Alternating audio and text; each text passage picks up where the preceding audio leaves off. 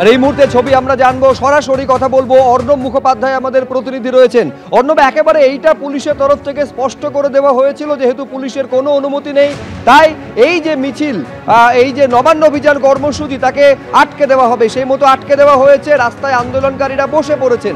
এখন কি ছবি? দেখো, যেখানে ব্যারিকেড করা হয়েছে তার অনেকটা আগে তেলকল ঘাটের কাছে এখানে যারা আন্দোলনকারীরা রয়েছেন তারা বসে গিয়েছেন। তোমাকে দেখাবার চেষ্টা করব, প্রচণ্ড বৃষ্টি হচ্ছে, তার মাঝখানেই আন্দোলনকারীরা এখানে রয়েছেন এবং তারা এখানে কিন্তু তাদের যে গান বাজনা সেই সমস্ত তারা করছেন।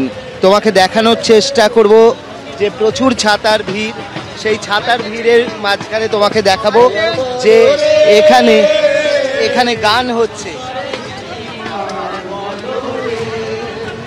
সুমন কি বলবেন? সুমন কি বলবেন? আজকে আন্দোলন নিয়ে কি বলবেন? বৃষ্টির মধ্যেও রয়েছে। হ্যাঁ, বৃষ্টির মধ্যে আমরা থাকবো তো। আমাদের মুখ্যমন্ত্রী চাকরি চুরি করেছে, এটা কথা বলাই যায়। বারবার বলছি, সন্তান স্নেহ আমাদের দেখে নিন। সুপ্রিম কোর্টের রায় যে বকেয়া মহার্ঘ ভাতা দিন 25% দিচ্ছে না, এই সুপ্রিম কোর্টের রায় মেনে শিক্ষাকর্মীদের, যোগ্য শিক্ষাকর্মীদের বেতন বন্ধ করে রেখেছে। আপনারা তো এর আগের দিনও নবান্ন অভিযানে অংশ নিয়েছিলেন, আবার আজকে নিয়েছেন, তো লাভ কি আছে মনে হচ্ছে? দেখুন, এই যে রাজ্য সরকার এতটা দুর্নীতিগ্রস্ত, এতটা অসৎ, আমরা এই রাজ্যের যোগ্য শিক্ষক, এই রাজ্যের সরকারি কর্মচারী, আপামর বঞ্চিত নাগরিক, আমরা আজকে এখানে বৃষ্টিতে কেন বুঝবো?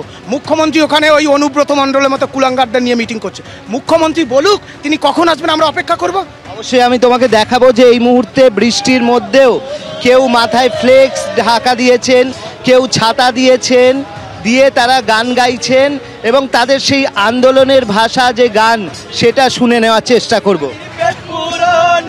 অবশেষে সম্মান ছিল যারা যোগ্যজন, কয়লা বালি দিয়ে খেয়েও হয়নি রানীর পেট পূরণ। অবশেষে সম্মান ছিল যারা যোগ্যজন, রানীর গুণে চাল কাকর, রানীর গুণে চাল কাকর, রানীর গুণে চাল কাকর। দেখতেই পাচ্ছ যে বিভিন্ন তারা গান বাজনা ইত্যাদি করছেন। অন্যদিকে এখানে সংগ্রামী যৌথ মঞ্চের যারা রয়েছেন তাদের সঙ্গে আমরা কথা বলার চেষ্টা করব। এই বৃষ্টির মধ্যে ছাতা মাথায় দিয়ে দাঁড়িয়ে রয়েছেন, কতক্ষণ থাকবেন, কি বলবেন? আমরা তো বলেছি যে মুখ্যমন্ত্রীকে আমাদের সঙ্গে দেখা করতে হবে। এখন পুলিশ বলছে আপনারা চলে যান, এই দুর্যোগপূর্ণ আবহাওয়া তৈরি হয়েছে।